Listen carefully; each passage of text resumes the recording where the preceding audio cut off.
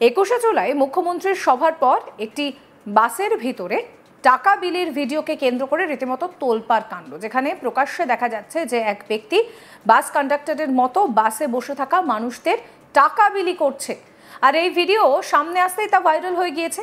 যদিও viral video সত্যতা আজ তাক বাংলা যাচাই করেনি, তবে টাকা বিলির এই ভাইরাল ভিডিওকে কেন্দ্র করে রাজনৈতিক তরজা তুঙ্গে। আপনাদের আগে দেখাবো সেই ভিডিও।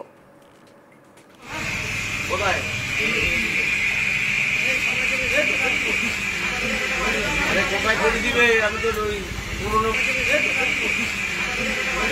কোথায় করে দিবে? আমি তো ওই পুরোনো মা মোড়টা আছে ভাই, ওগুলো পুরো নাইনটা আছে ওই মোড়ে মাথায় বাঁকলে ওই পুরোনো মা মোড়টা আছে ভাই, ওগুলো পুরো নাইনটা আছে ওই মোড়ে মাথায় বাঁকলে ওইখানে মোড়তে বেড়াবো। তাহলে তুই একটু বল মধ্যে কাজ করে দেবে না কেউ, যে যা তেল পড়ছে টমাটে করতে যান, তাহলে তুই একটু বল মধ্যে কাজ করে দেবে না কেউ। দেখুন কি অবস্থা, বাসের মধ্যে টাকা বিলি চলছে। যদিও এই ভাইরাল ভিডিও সত্যতা আজ তাক বাংলা যাচাই করেনি। 21শে জুলাই মুখ্যমন্ত্রীর সভা শেষে বাড়ি ফেরার পথে বাস কন্ডাক্টরের মতো এক ব্যক্তি বাসে বসে থাকা যারা রয়েছেন তাদের মধ্যে টাকা বিলি করছেন, তাও প্রায় 200 টাকা করে।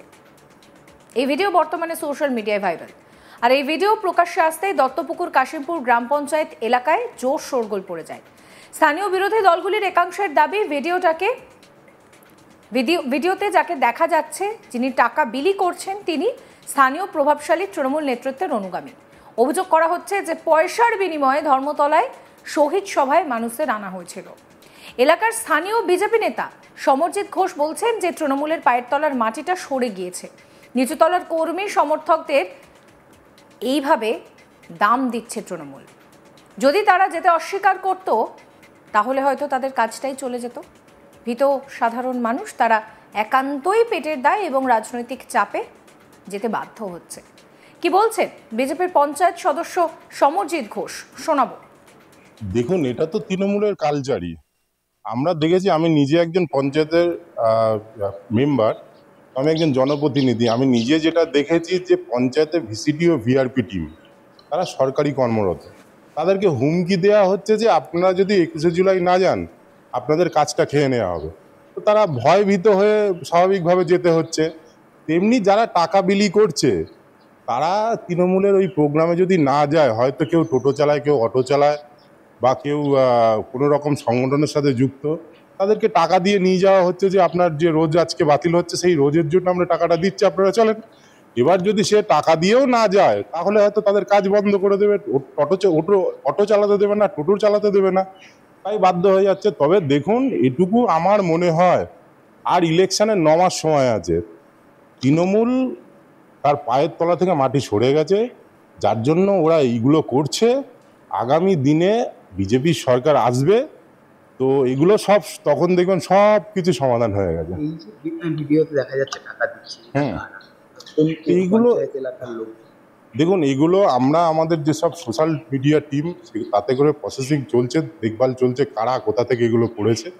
তো আমরা যতটুকু সূত্র মারফত বা প্রেসের বেশ কিছু সোশ্যাল মিডিয়া মারফত পেয়েছি, যেটা আমাদের কাশিমপুর এরিয়ার বেশ কিছু অঞ্চলের লোকজন ছিল, সেটা আমাদের শোনা। যদিও সেটা মানে আমরা যাচাই করিনি এখনো পর্যন্ত, তার চলছে আমাদের মধ্যে যে এটা কোন অঞ্চলের।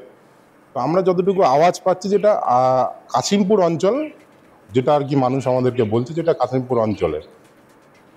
পাশাপাশি এই ঘটনাকে কেন্দ্র করে স্থানীয় সিপিআইএম নেতা হাবিব আলী বলছেন যে শুধুমাত্র টাকা নয়, টাকা ছাড়াও নেশার জিনিস, মাংস, আরও কত কিছুতে শহীদ স্মরণ করা হয়েছে তা আস্তে আস্তে সামনে আসছে। এগুলোই তো তৃণমূলের কালচার। কি বলছেন সিপিআইএম নেতা হাবিব আলী, শুনুন। সেটা হচ্ছে আপনারাও দেখেছেন, আমরাও দেখেছি সোশ্যাল মিডিয়ার মাধ্যমে চারিদিকে যে ফুটেজগুলো উঠে এসেছে। কোথাও টাকার মাধ্যমে দিয়ে নিয়ে গিয়েছে, কোথাও মদের মাংসের মাধ্যমে দিয়ে নিয়ে গিয়েছে, কোথাও হকারদের বা সাধারণ অটোওয়ালা, ভ্যানওয়ালা, টোটোওয়ালাদের জোরপূর্বক মানে 21শে জুলাই সমাবেশে নিয়ে গেছে। তৃণমূল দলের বর্তমান যে অবস্থা, মানে মানুষ স্বেচ্ছায় যাচ্ছে না, জোর করে শাসক দল ভয় ভীতি দেখিয়ে নিয়ে যাচ্ছে এবং অর্থের বিনিময়ে নিয়ে যাচ্ছে। শাসক দলের বর্তমান যে অবস্থা, এটাই পরিস্থিতি হয়ে দাঁড়িয়েছে। মানে শাসক দলের বর্তমান অবস্থা হচ্ছে একটা কয়েনের মতো, মানে বাজারে আছে কিন্তু চলছে। যদিও এই ভাইরাল ভিডিওর বিষয়ে অস্বীকার করছেন কাশিমপুর অঞ্চল তৃণমূল কংগ্রেসের সভাপতি অমল বিষ্ণু। তিনি জানান, এই ধরনের ভিডিও দত্তপুকুর তথা বারাসাত একদা অঞ্চলের কোনো জায়গার নয়। আমায় এবং দলের নামে কুৎসা রটটাতেই বিরোধীরা এইসব করছে। কাশিমপুর এলাকায় কোনো বাসে এই ধরনের কোনো টাকা বিলির ঘটনা ঘটেনি বলেই দাবি করছেন তিনি। তিনি আরও বলছেন, তৃণমূল কংগ্রেস সৈনিকদের পয়সার বিনিময়ে তাদেরকে কেনা যায় না। দুর্গাপুরে দেশের ঢপবাজ প্রধানমন্ত্রী, তার সভায় উত্তরপ্রদেশ বিহার থেকে লোক নিয়ে আসা হয়েছিল। তৃণমূল কংগ্রেসের এই দুর্দিন এখনো আসেনি। অমল বিষ্ণু কি বলছেন শুনুন। আমি সর্বপ্রথম আপনাদের যারা প্রিন্ট মিডিয়া আছেন বা এমনি সোশ্যাল মিডিয়া আছে, এমনি মিডিয়া পার্সন যারা আছেন, সবাইকে আমি আন্তরিকভাবে অভিনন্দন জানাবো। গতকাল 21শে জুলাই মমতা বন্দ্যোপাধ্যায়ের আহ্বানে যে মহাসমাবেশ হয়েছে সেইটা কভারেজ করার জন্য সারা রাজ্যে তথা ভারতবর্ষের মানুষ দেখেছে নেত্রী মমতা বন্দ্যোপাধ্যায়ের আহ্বানে আর তৃণমূল কংগ্রেসের প্রতি মানুষের এখনো কি আস্থা আছে, সেই আস্থা দেখেই কিন্তু বিরোধীরা নানাভাবে ভীত সন্ত্রস্ত হয়েছে। আপনারা যে কথা বলছেন যে একটা ভিডিও ভাইরাল হয়েছে, এমন কোনো কাশিমপুর অঞ্চলের তৃণমূল কংগ্রেস কর্মীদের অভাব পড়েনি যে কাউকে টাকা দিয়ে ধর্মতলায় নিয়ে যেতে হবে। আমাদের প্রচুর বাস, প্রচুর টোটো, প্রচুর অটো, প্রচুর প্রাইভেট কার গেছে এবং এমনকি আমরা এই যে আমাদের পাশে এখানে বসে আছে আমাদের পাইকপাড়ার নেতৃত্ব বুথ সভাপতি, আমাদের পঞ্চায়েত যারা সদস্য তাদের লোকেরা বসে আছে, ওখানে আমরা বাসে জায়গা দিতে পারি না। অনেক মানুষ আমাদেরকে উল্টে খিস্তি গালাগালি করছে যে আমরা যাবো, যেতে পারলাম না, পুরো ব্যবস্থা করতে পারো না। এবং টাকা দিয়ে লোক নিয়ে যাওয়ার মতো অবস্থা দুর্দশা তৃণমূল কংগ্রেসের এখনো আসেনি। এবং যে ছবি তারা দিচ্ছে ওটা আমাকে অনেকেই ফোন করেছে যে ওই যে ছবি কি আমার মুখের সঙ্গে বা আমার চেহারার সঙ্গে মানানসই কিনা।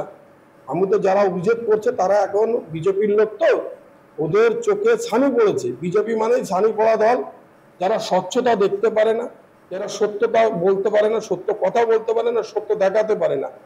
এই যে বাসটা দেখা যাচ্ছে এইরকম লাক্সারি বাস কাশিমপুর অঞ্চলে কোনো পার্ক থেকেও যায়নি।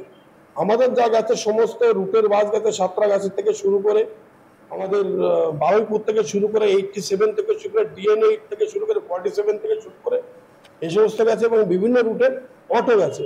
কোনো লাক্সারি বাস কিন্তু আমাদের কাশিমপুর অঞ্চলে যায়নি, যেটা সম্পূর্ণ বিভ্রান্তিকর একটা ঘটনা। যারা বলছে তাদেরই দায় পড়ে এটা প্রমাণ করানো।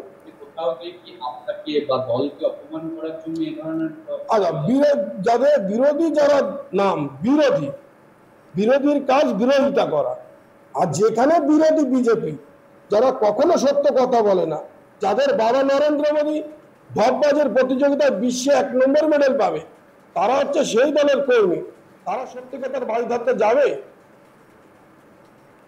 সমস্ত খবরের আপডেটের জন্য আপনাদের নজর থাকুক আজ তাক বাংলা। চ্যানেলটিকে সাবস্ক্রাইব করবেন, নোটিফিকেশন পেতে বেল আইকনে ক্লিক করবেন, ফলো করতে ভুলবেন না আজ তাক বাংলার হোয়াটসঅ্যাপ চ্যানেল।